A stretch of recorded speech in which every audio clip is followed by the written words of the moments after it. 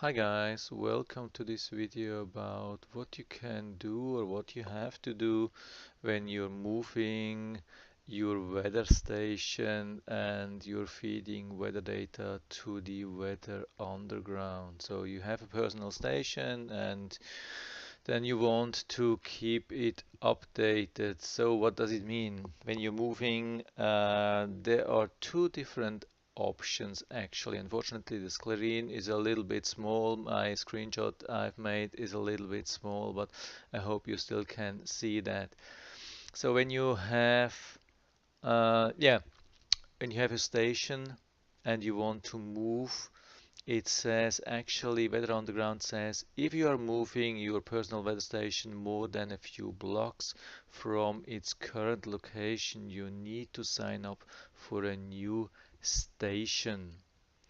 Yeah, so the thing is a few blocks, what does it mean? I was moving 5 miles, so for me it was clear I had to set up to a new location because with 5 miles, within 5 miles, you can have quite different weather data, and it's definitely the case with my weather station. Sometimes it can be up to 5 degrees Fahrenheit difference easily at even at the same altitude, but just because I'm closer to the ocean now.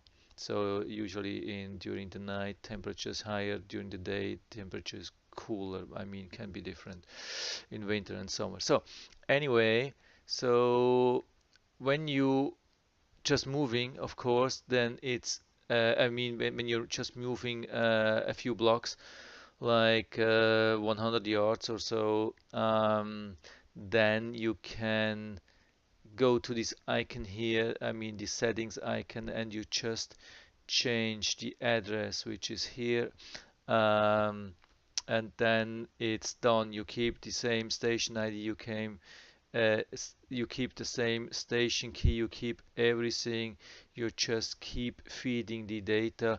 Station is really the same, you keep the history, you keep everything. So it's actually super easy. There won't be any interruption as long as you're feeding all the time. That's the easiest way, really. Just change the address, the mailing address. So when you're moving more than, let's say, 100 yards or so away, you have to add a new station. So unfortunately, it's not here on this side. I think it's a little bit further down where you can say add a new station.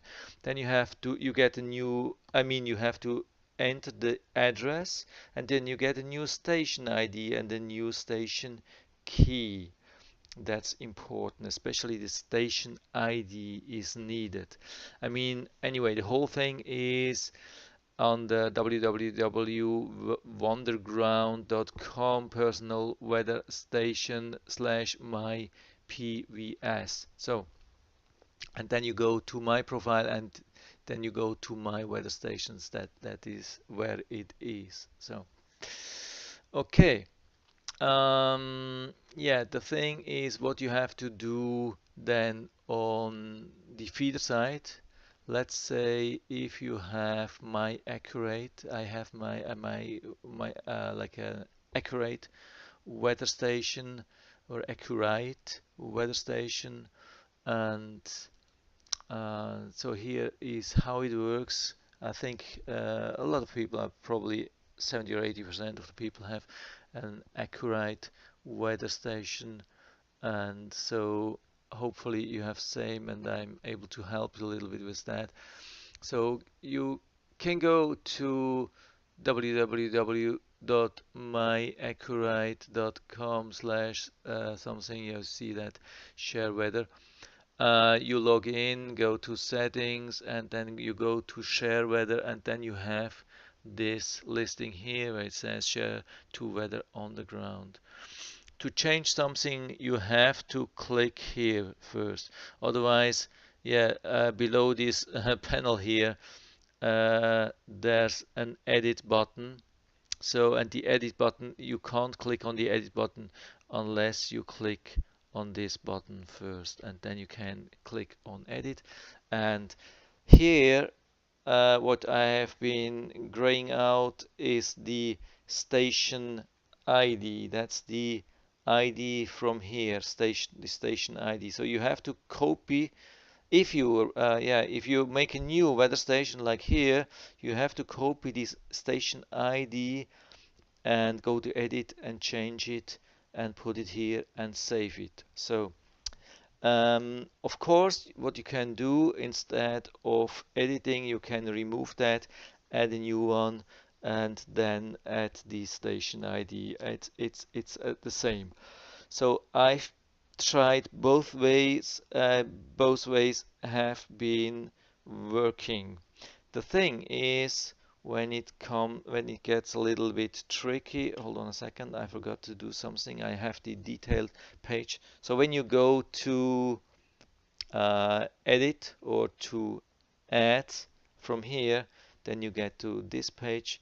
Here you have to add the weather on the ground station ID, which you get from this page here. That's the thing here. You fill it here. And what's interesting is to know that the station key is not needed. I don't know why. I thought it's some kind of password, but obviously it's not. So anyway, what you have to use is the weather underground password. So at least maybe somehow this is a combination from, yeah, they know to whom this station belongs and they know which password that they have. And so, yeah, okay. So this way you're only you are able to feed data into this weather station and nobody else. But why do they provide this station key? I don't know. Obviously, it's not needed, at least not from the My Accurate weather station webpage. So you have to select also the connection. Here in my case, it's given already with My Accurate Smart Hub. I have no choice. Probably it's same in your case. What I can select is the sensor. I have two sensors. I have the temperature and humidity or the rain gauge. The thing is you just can choose either or. There is no such thing like you can add both. That's not possible to add more than one sensor. I don't know why they do that like this. It's a real pain. I would like to have different sensors because sometimes you need different sensors in different areas. There's one area which fits most for rain, but it doesn't fit for maybe for wind and it doesn't fit for temperature. So the temperature sensor you have to have in the shade, the maybe below a roof or something like that. But of course that doesn't work with the rain sensor, maybe also not with the wind, so it's a pain. But anyway, you have to pick one. So in my case, it's the temperature, and then you have to put on save, and that's it on the from the My Accurate web page. Nothing else to do, really simple. And then you go back to the Weather Underground, and then when you're here and you wait for a couple of minutes and you think, yeah, now it should show that it's updated here on the new station. Maybe it's not. At least in my case, it was not updating. It was saying, I think, like offline, no data feed or something like that. At least there was no temperature, no weather display, no nothing. And I thought, oh wow, is that wrong? Maybe I did something wrong. I was a little bit in doubt about this, and I left. I stayed on this page for quite a while and checked after an hour. And the surprising thing was that the old station with the old station key was still updated after 1 hour, after 2 hours, after 3 hours, the whole day. It still was updating the old weather station in Weather Underground. and I was totally worried that I did something wrong, and so I did a little bit of research, and it said it can take, I think, up to 24 hours or something like that. And yeah, I just left it for a day and checked the next day in the morning how it looked. And surprise, surprise, now the new weather station, which I added here on the Weather Underground side, it was up to date. It had the right temperature, feed it from the My Accurate page, and this weather station didn't get any update anymore. So this temperature is now from about 3 or 4 days ago. It hasn't been updated. I got an email that it's not updated anymore. Apart from that, it's not showing offline. I don't know what will happen in the future to this old weather station.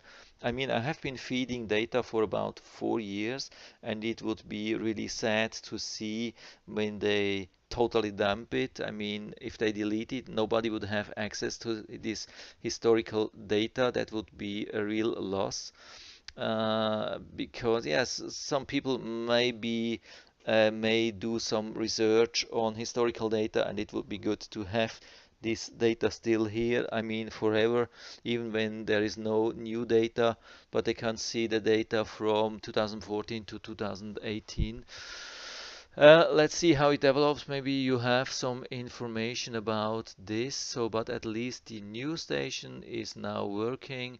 Everything is good so far, and I have no complaints. And yeah, so that's it for now. Yeah, I hope I was able to help you a little bit with that. If you have any questions or comments, just write to the comment section below, and I'm always happy to talk about these things. And if you like the video, give me a thumbs up, subscribe my channel. Thanks for watching, and see you next time.